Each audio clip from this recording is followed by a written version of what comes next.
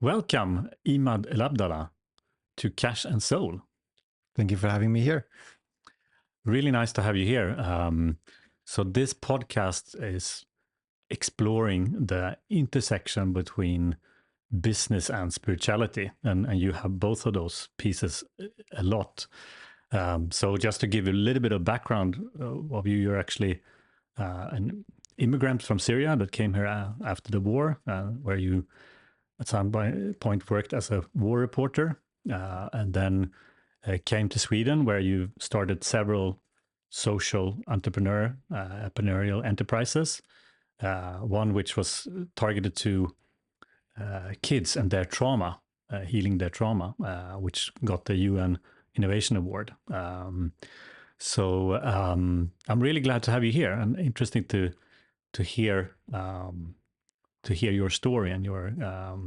But I'd actually like to start off because in this podcast, I mean, it's about spirituality, and we've had now both recently, we've had Christians here, Catholics, we have atheists, but I guess you come from a Middle Eastern background, and you come from Sufism Exactly. originally.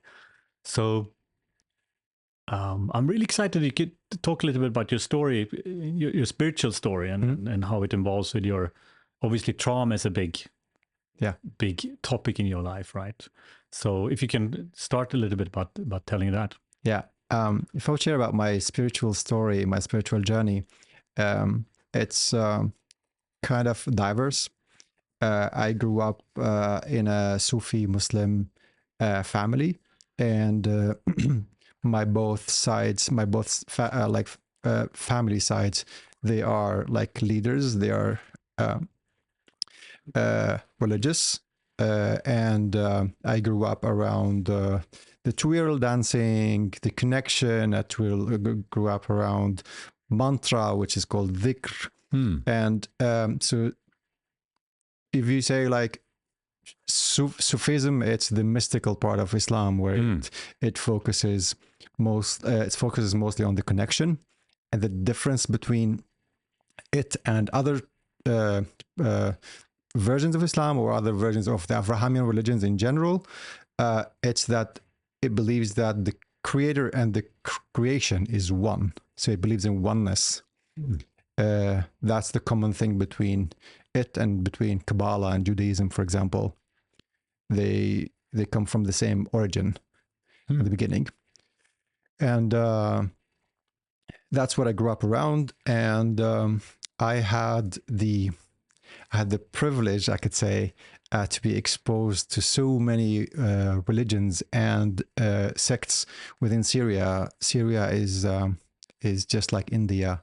Like every village has a religion, and every village has its it's the cradle of kind of like many religions in the world, like the old Syria, Christianity, Judaism, and Islam, and we had a lot of pagan practices as well that still until today. So I was exposed to so much when I was a kid that I started questioning things. And at the age of 13, I turned into an agnostic because I started to understand that, like, yeah, God has different versions in every village. Different. Okay.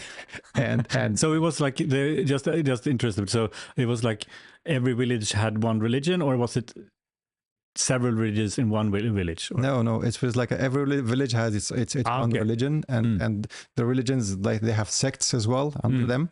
Like if you think in Christianity, it's like Catholic, Orthodox, Protestant, and there are like so many sects under that, and they are like religions where they merge between paganism and the Abrahamian religions, for example, like Druze in southern Syria.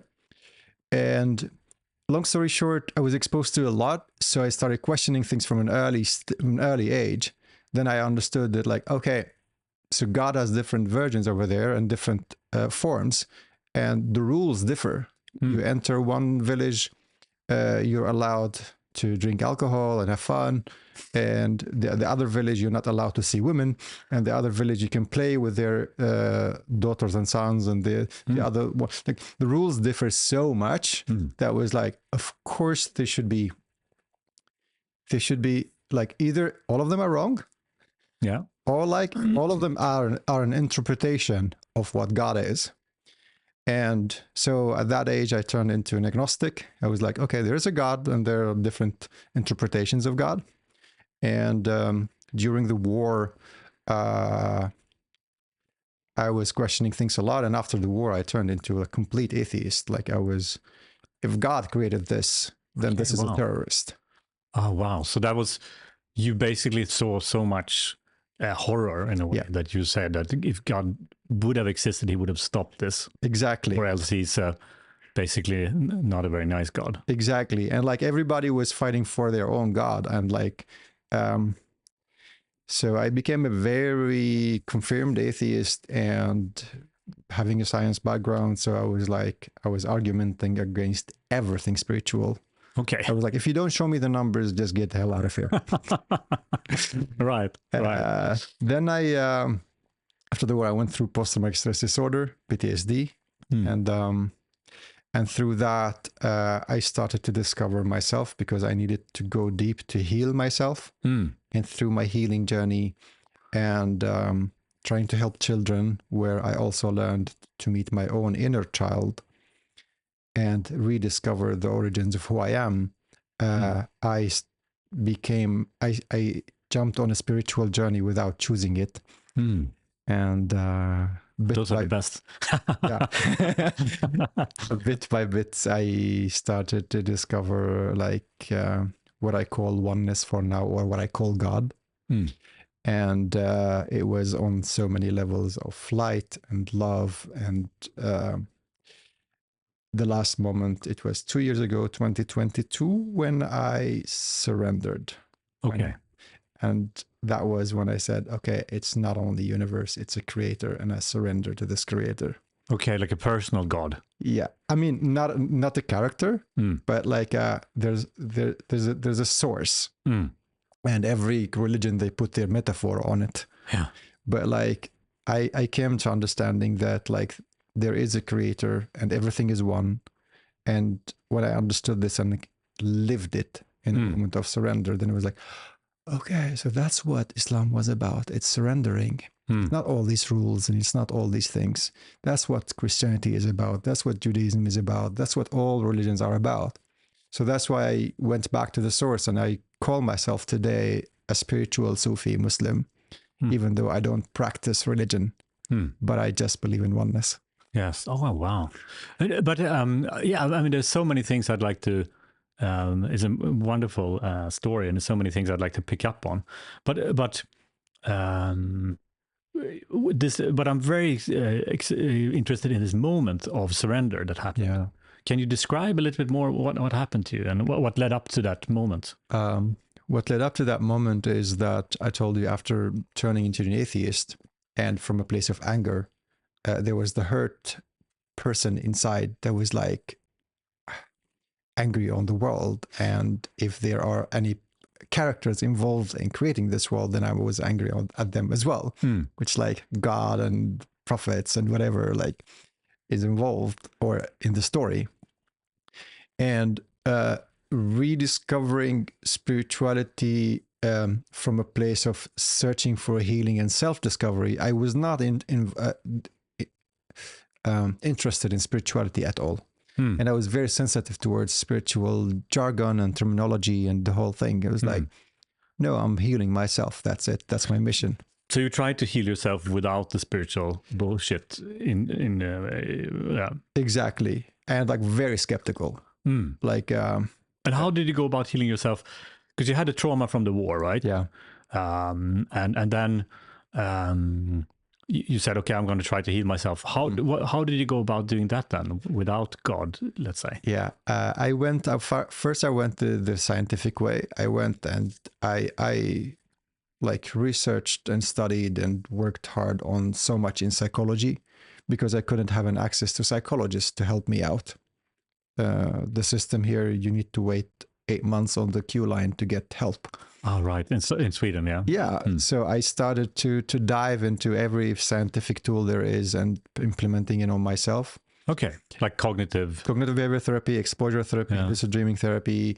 If you go through And I started to learn about forgiving and letting go, and doing that in moments of exposure. And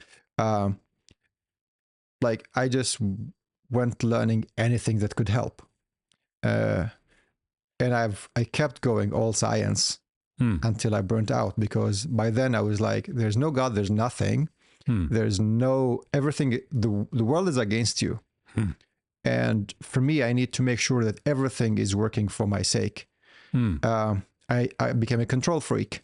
Okay. Because there's no trust. Right. And that led into burnout. Yeah. Because, I was working on my healing, but I was building a company and building a nonprofit, and I was writing a book and doing gazillion things. And always living in fear that if I fall or if I let anything fall, I would fall back to zero. I would fall back to a newly arrived refugee with no jacket on him. That was a big fear. I understand that fear. Yeah, absolutely. But the moment of burnout, when my burnout reached in 2019, 5 years ago, exactly at these times, I paralyzed.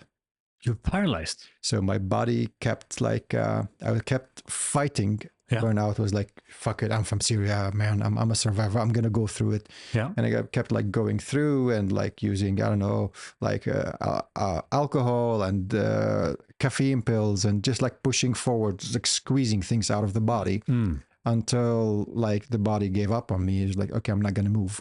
Okay, wow. So you woke up one day and then you couldn't move, or how did it happen? It happened on a gradual way. So I started to feel the symptoms of burnout, like cramps in the back, and in 2017. But I started ignoring them, and so I would run, and then crash, run and crash. But around this time, 2019, just 5 years ago, I published it on my Facebook, actually, the promise I've done to myself, which is I started to forget where I am. And be in the office, and like I started to forget everything. My body was shutting down, and I understood I'm going to die. Okay. So what I've done is like, I said, okay, I should end everything, close the company, buy an apartment, because I should have a place to live, and end this risk. So I have done that. The first day I slept at the apartment, there was nothing on the floor. There was just a small mattress. The apartment is empty. Yeah. I didn't feel anything, but it was like, okay, the movie is over. Yeah. And the next day when I woke up, my body kind of recognized that the war is over. Yeah. Not the war in Syria, but the war inside the company and doing the whole thing. The modern war that everybody is living nowadays is over. And this is when the body is like, okay, I'm not going to move. Okay, wow. I opened my eyes looking at the ceiling. Like, it was like, I want to get up. And the body was like, not moving. Okay. And it was like, wow. That was a moment of regret, because I was like, outside, I'm a famous, well-known, award-winning entrepreneur. All cameras are on me in my category of business. Yeah. And but here, like, look at me, I'm paralyzed. Yeah. Wow. So I was like begging the body. I was like, please move. I will let go of everything in the world for you. I apologize. I'm sorry. And like slowly started to move. And I went down. And by that time, I remember I was walking in the street. I was walking like an 80 years old, very slow, no pain in the body. Okay, wow. The body was like, I'm not going to move, very slow. Okay. And the funny part about it, people who my age walk past me, they never saw me. Okay. The ones who saw me, they were like the 70 and 80 years old. They were walking slow. They what I recognized there, that like people at the same speed, they see each other. Okay. That is really, that's a bit, but what a story, because I guess I'm also curious.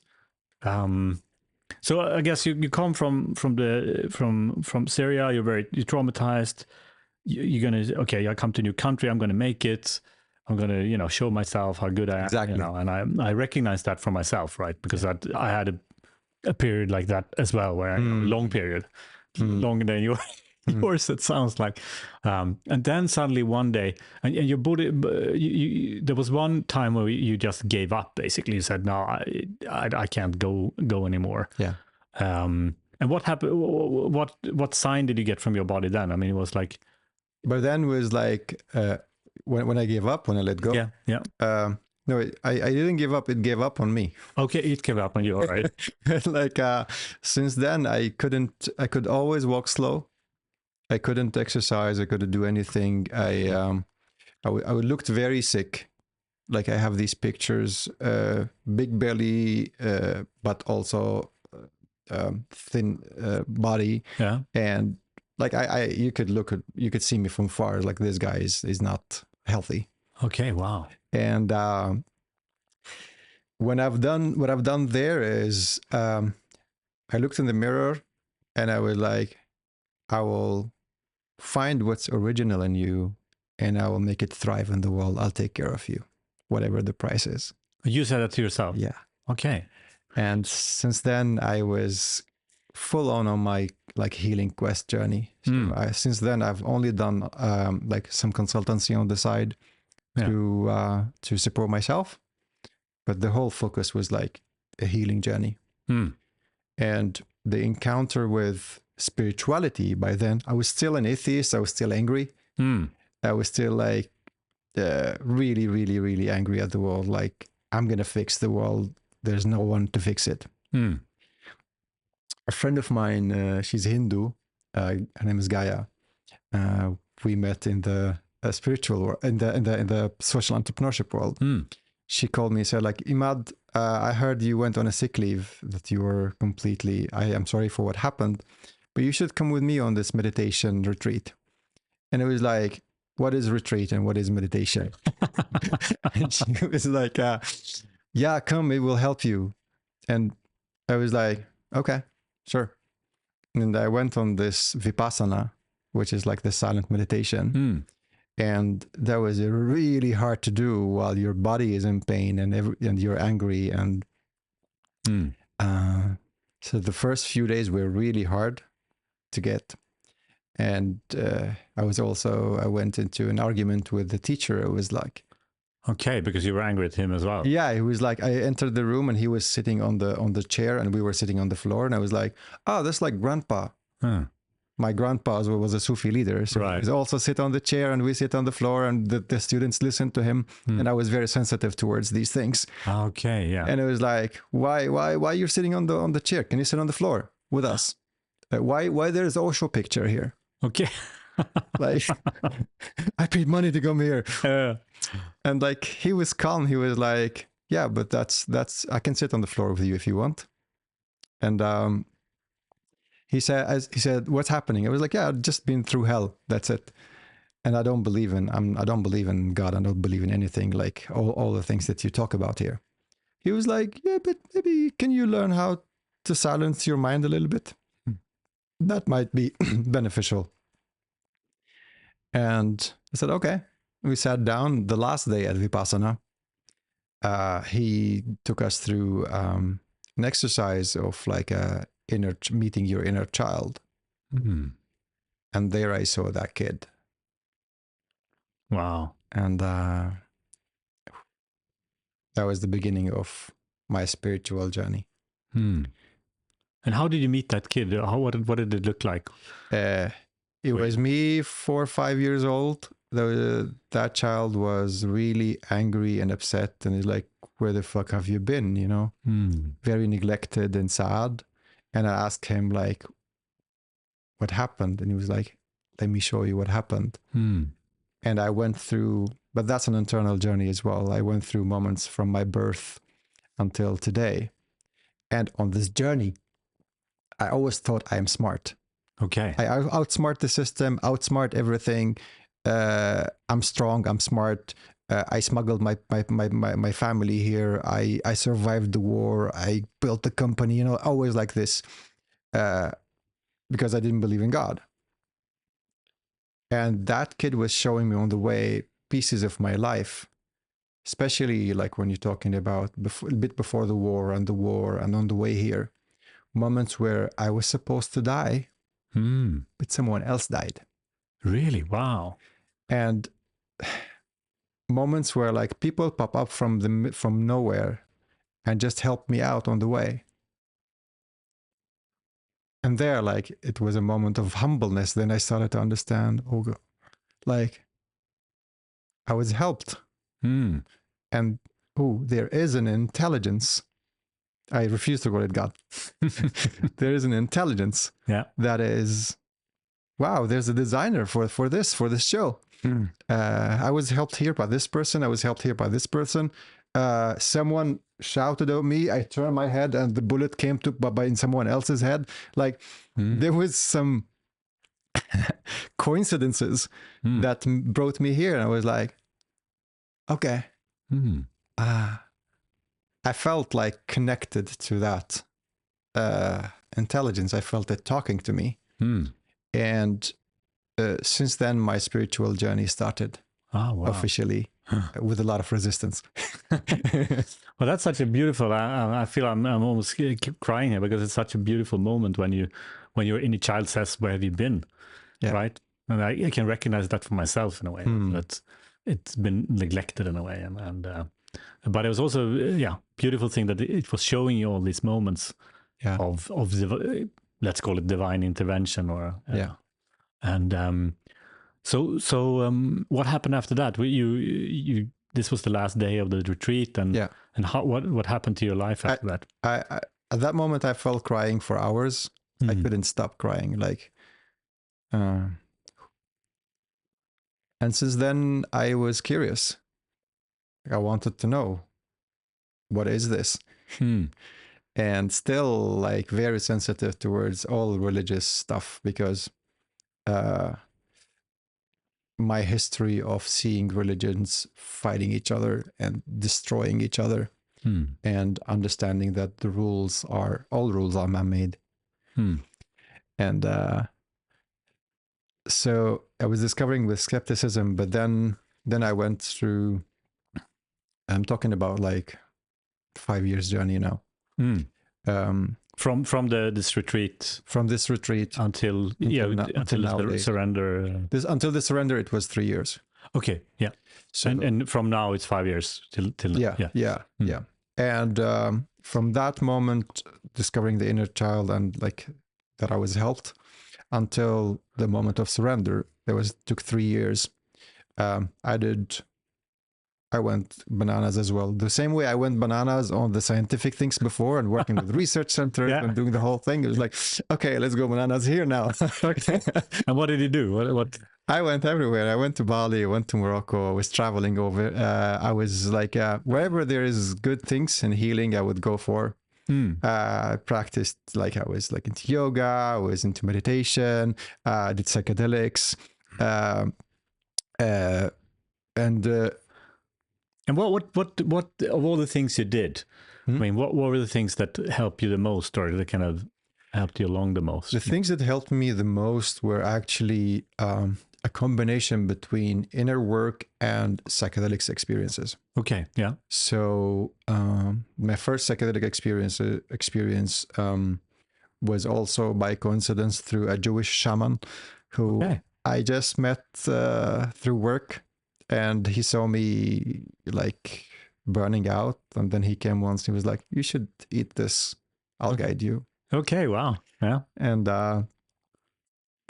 so and that was a mushroom. Mushrooms, psilocybin. Yeah. The beauty about psychedelics is that it's like it makes you enter the room, which is yourself, and it turns on the light. So you start seeing the mess. And I consider them like sacred tools that help you shed light on your on your experiences and shadows. And I have so much respect for them. So after you see something, it's about going back to reality and start working, doing the work, fixing those parts of you, like the childhood trauma, the war trauma, the sometimes your relationship to your parents, your relationship to your friends, your relationship to money, your relationship to is like so it was a combination between discovery and like really doing the work, forgiving and letting go. And I need to in this first, so this first mushroom journey that you had together with the Jewish shaman. What was it that happened on this journey, and what did you have to work on afterwards? Because I completely agree with you when it comes to psychedelics. My view is that they can help you see something, but you haven't really earned it. Exactly. So you need to do the work to get there. Exactly. So if you don't follow, if you just take a drug and don't follow it up, it's no use, right? You have to also do the work, right? Exactly. And it's a disrespect for the tool as well. Like I notice it in the spiritual communities. People are going from an ayahuasca ceremony to an ayahuasca ceremony to and it becomes an addiction just for discovery because they're too afraid to do the work. 100%, yeah. And that's like I feel it like that if existence gave you a tool to shed light on what's inside, it's out of respect to this existence to do the work and become a person of service, rather than just like, I want more, I want more, I want more, I want more. So yeah, 100%. No, I agree with that, because it's something a little bit. Psychedelics is borrowing a little bit in the bank, right? From God, right? You borrow, and then you have to pay back exactly a little bit. So, but again, coming back to your first mushroom experience, what can you tell us a little bit what happened and then? So my first mushroom experience, I started to see the colors and the beautiful things, and it was like, wow, what a world, the psychedelic world. That went on for like, I don't know, maybe an hour or something. So I was like, I'm more in fun mode. But then came the moment of truth. In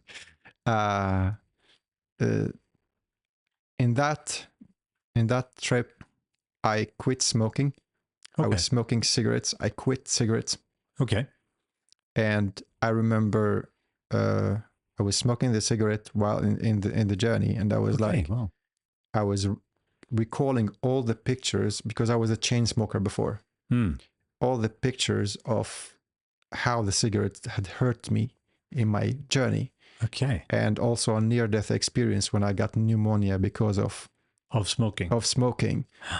And I just looked at the cigarette and was like, okay, this is the last cigarette I smoke in my life. And I smoked it. Okay. That's good. At least you enjoyed it also, right? And then I put it down. And since then, I don't touch cigarettes. Yeah. Amazing. Yeah. It was like kind of freeing yourself from that. I saw people who died both in the war and after, who I always felt guilt because of their death. Like I felt guilt because I left them alone. They died. That's the survival's guilt, in psychology. And I met them one by one.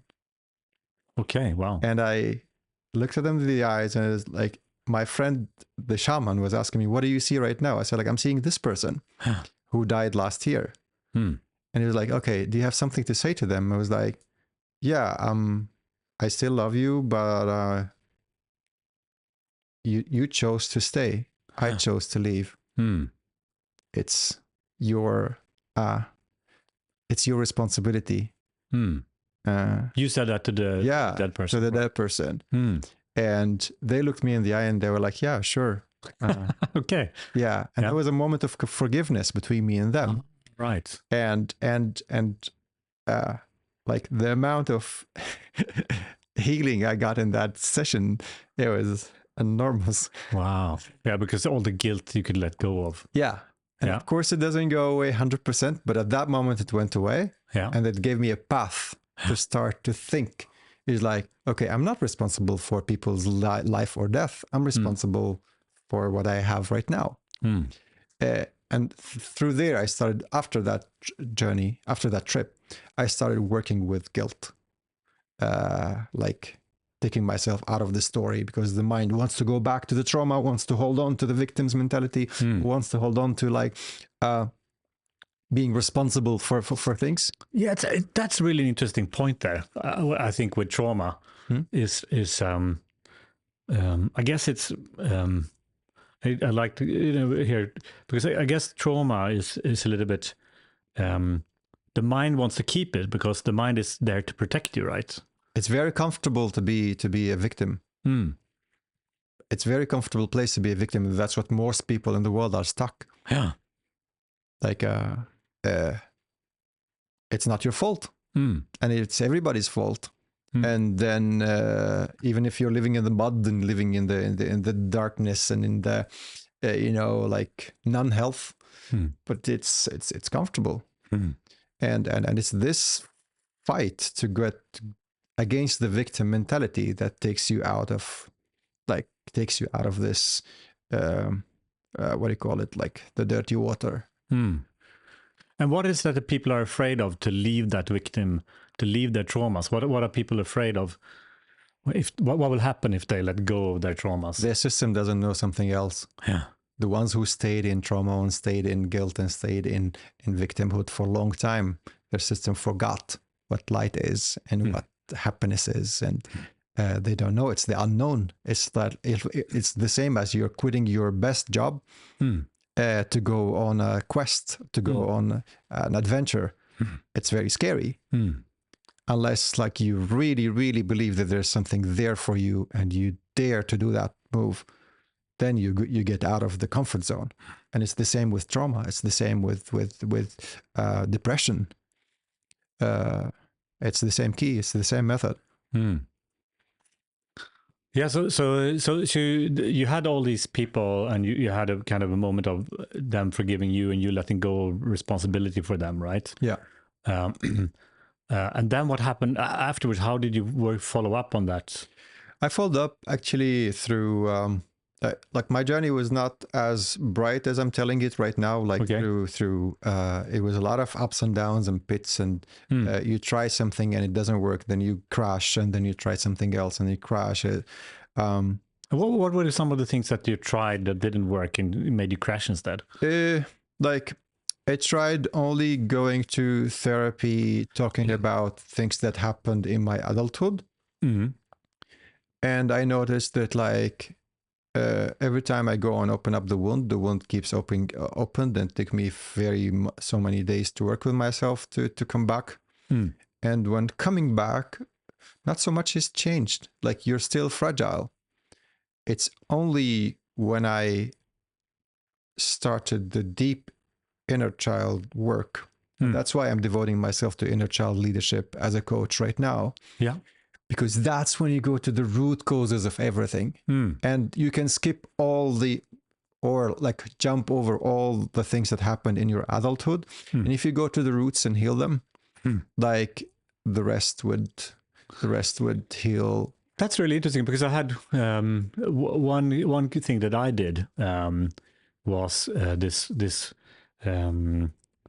it's called a method where you go back with hypnosis to the earliest trauma. Yeah. So, and according to this theory, you have like different trauma chains in a way. Yeah. And there's always a small trauma, or there's always a trauma that started it, and then it accumulated along that chain in a way.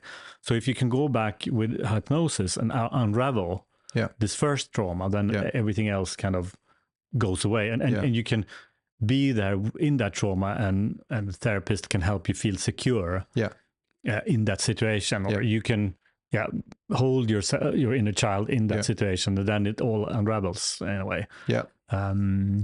Was it something or it was I didn't have hypnosis. I wasn't lucky to meet a hypnosis person who could help. Most of my work was self work. Okay. I got some help from psychologists later on when I got burnt out. Finally, I got some help from the system.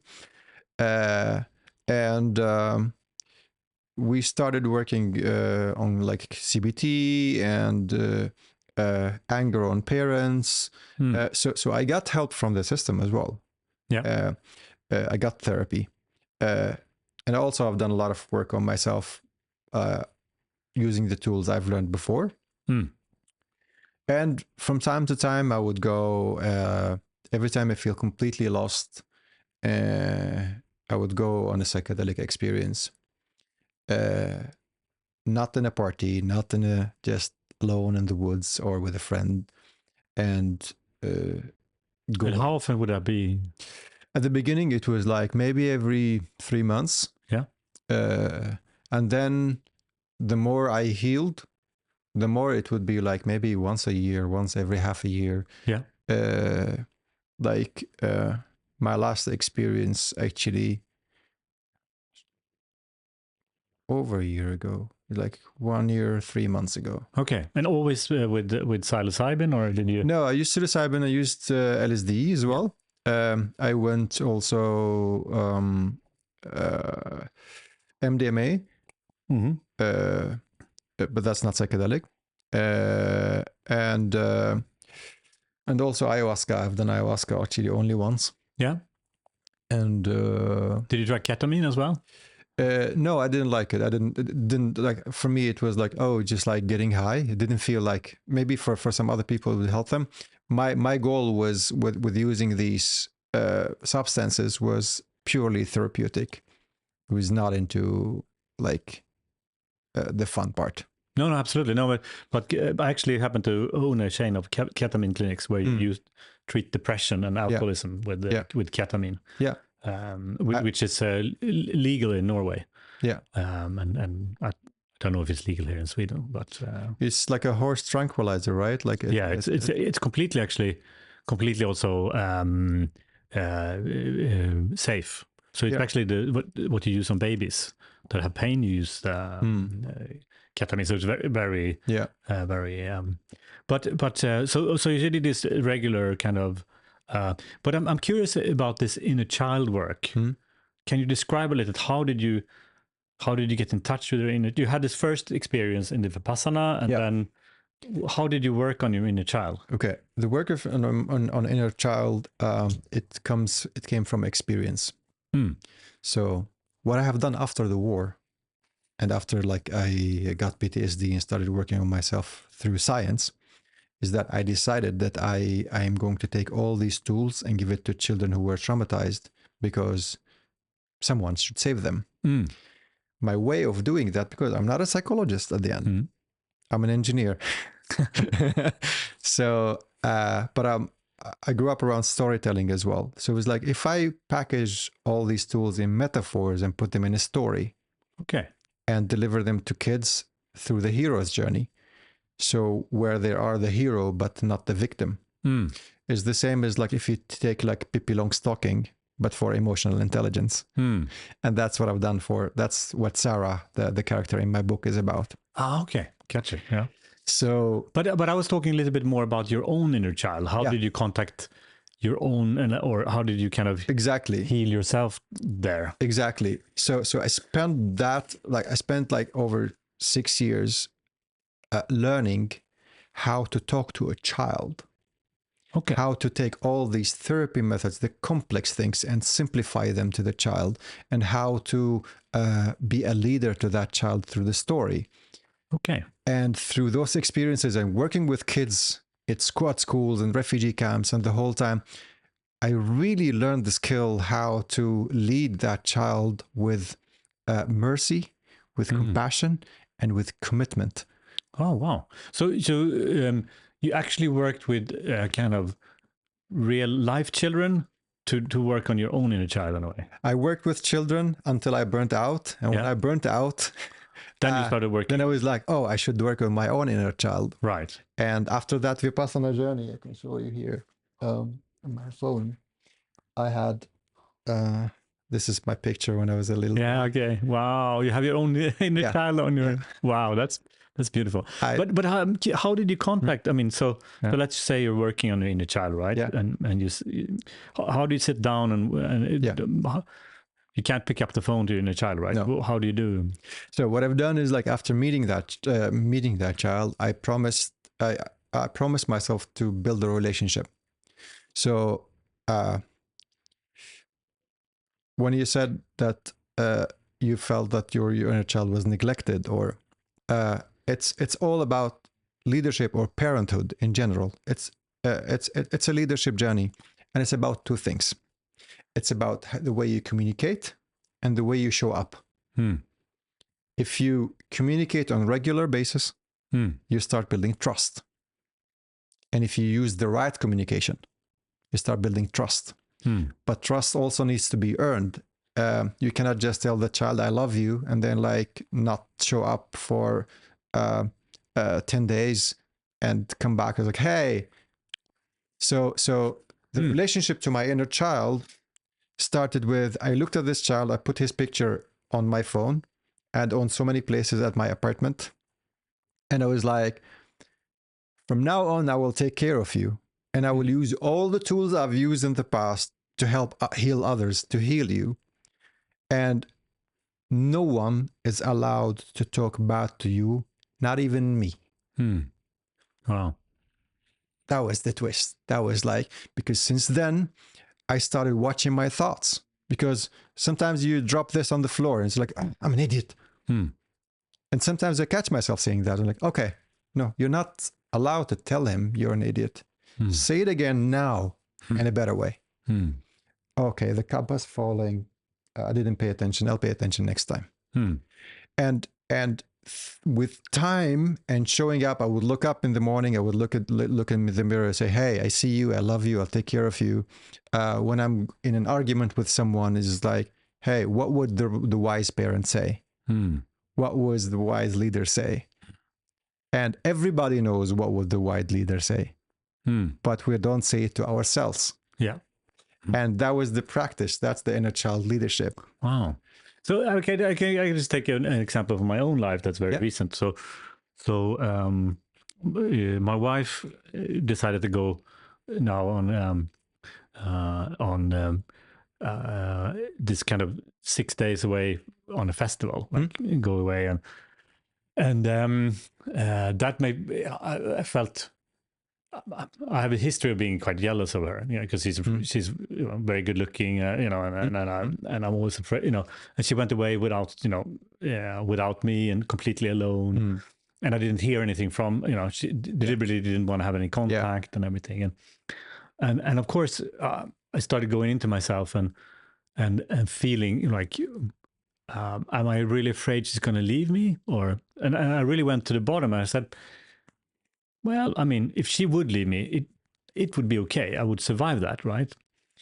But there was still so much pain that came, in these 6 days when she was away. So I realized it's not really about her, right? It's about my own, what that triggers in me. Yeah. So I'm a little bit interested to see how would you then, like in a situation like that, how would you treat your, because it's my inner child, obviously, or a part of me that's unhealed, right? Yeah. We're talking about two things. We're talking about like the attachment styles, like the attachment styles that we learn when we are children towards our parents. There's the ignorant. There's the what do you call it? The anxious. Like if my mom wouldn't come back in 5 minutes, I will start being anxious. And there are kids who are like, if my mom doesn't come back in 5 minutes, I'll keep playing. I'm fine on my own. And there are kids, if my mom doesn't come in 5 minutes, I'll be angry at her and I will try to tell her, like show her how angry I am. So it's like there are different types of attachment styles. And here also, like inner child work, it's not the therapy itself. It's the way you use the tools you have learned on yourself. So knowing your attachment style is very important. And then if I were you, I would ask like, okay, and I would talk to my inner child like, okay, if she left, if she did not come back, I'll be there for you. I'll take care of you. And it will be hard to go through grief with leaving a person or someone leaving us, but I'll be with you all the time. I'll comfort you. I'll take care of you. And if there is any way I could, like, I would give you help. That's the way I talk to myself actually all the time. if there's any way I would need, like, I will take you to the best experts, the best things. I'll take care of you. And that kind of confirmation is like going through life, telling that child that, like, the whole world doesn't matter. I'm with you until the last day. And we will go through it together. So it's the aloneness and the loneliness that's really scary. Yeah, that's very scary. I agree with that. Yeah, no, that's beautiful. No, I just want to also go back to that moment that you talked about, the surrender moment. That was 1 year ago or 2 years ago. 2 years ago, 2022. Can you tell us a little bit more about that moment? That moment was not meant to be spiritual at all. Actually, I by that time I discovered that this intelligence is made of light. And then I discovered the year before it, I experienced unconditional love for the first time in my life. Okay. The year before this experience. Yeah. 2021. It was also through a psychedelic experience, but that's when I knew what love is. I never experienced it. I always thought love is an exchange. You have to give something to get something. And that also all connected to childhood trauma and the whole thing. And in that period, I worked on my relationship with my parents. I've done psychedelics with my parents. Oh, you're actually your Yes. Your parents are, you did them together with them. Yeah. Okay. Wow. Yeah. We did bonding with my mom and did it with my father. It was amazing. Oh wow. But the moment that should almost be a whole podcast episode.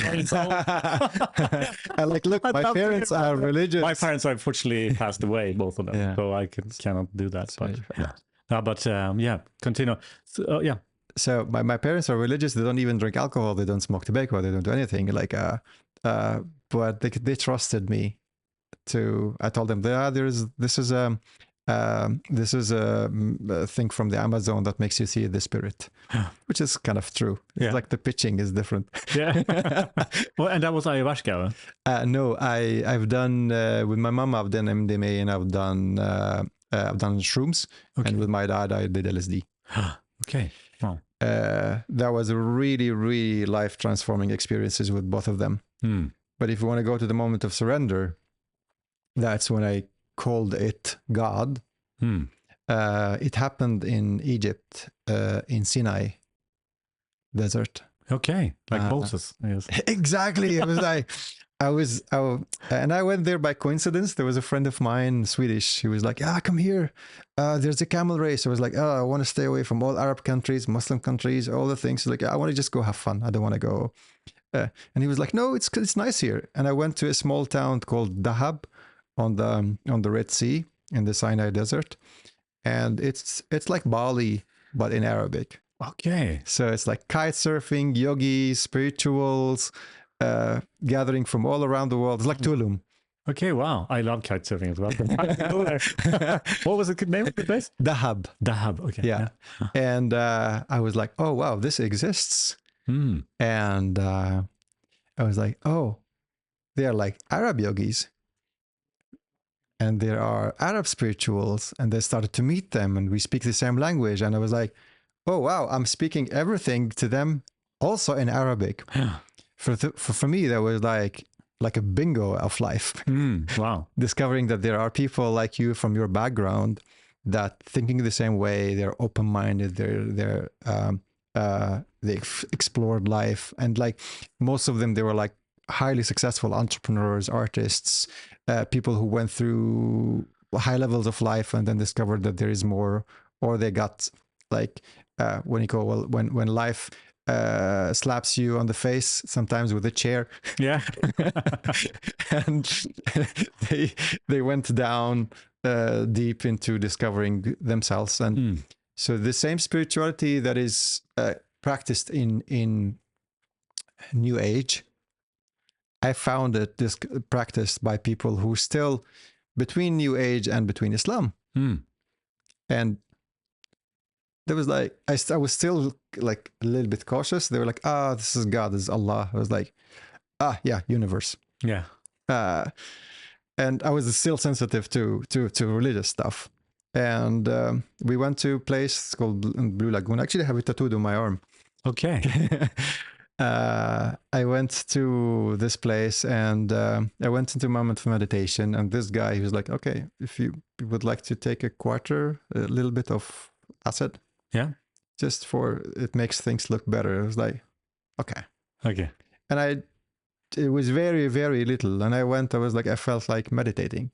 So I sat down to meditate. And I went on a huge, huge journey in ceremony. Like, I looked at the mountain, like the mountains that Moses spoke, or that's the story. And I saw the mountains moving, and I saw my life journey also from surviving to thriving.